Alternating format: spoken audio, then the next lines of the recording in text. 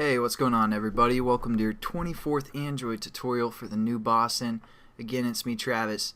And what we're going to do in this tutorial is basically just kind of clean up this little activity with some padding. I'm going to introduce you to that method, as well as kind of move this toggle button up a little bit or cut off the bottom a little bit for the most part. And also we're going to kind of set this to on when our Java starts, or this activity for the most part. We want it to start with the toggle on. And we'll also change this text, I guess. So nothing too big, and it's going to be a quick tutorial. Basically what I want you guys to do is go up to your first linear layout. This is the one that will fill the whole screen and defines everything else within it. And just add a line of code within the opening bracket. Pretty simple. We're going to say Android padding, and we're going to put like 10 dp, something like that. Well, let's do like 25 dp.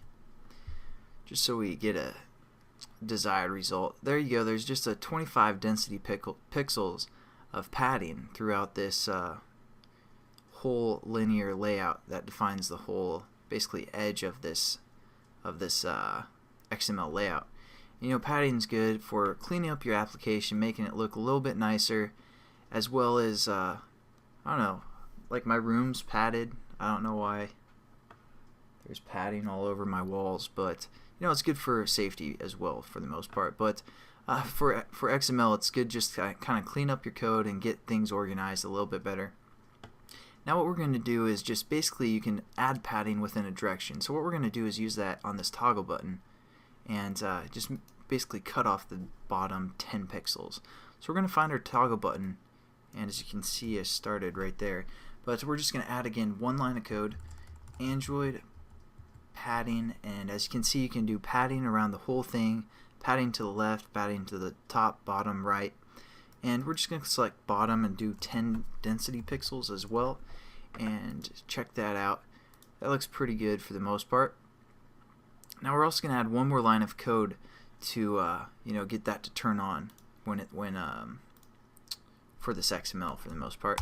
Again, you can't really change anything in the XML once your activity starts.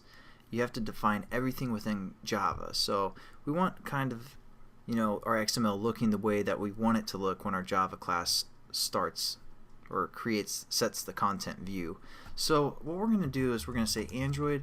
Again, if you just put the colon, you can see all the methods you can use for the toggle button. And there's one called checked. We're going to set checked equal to true.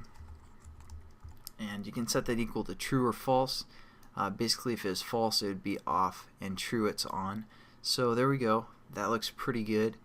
Let's set this button up now to, or just change the text to try command. And hopefully this will all make sense what I'm actually building here in the next tutorial, where we kind of define everything or set up the Java and build our application. I'm also going to change this button reference. I thought I said you guys might have it changed already, but I'm going to say TG, or I'm sorry, toggle button TB, and we're going to call it password. I believe I said that. I don't know if I did or not, but just change the reference to TB toggle button password for the most part, and then we're good to go. And I will see you guys in the next tutorial where we're going to start with the Java. So I'll catch you guys then. Have a good one.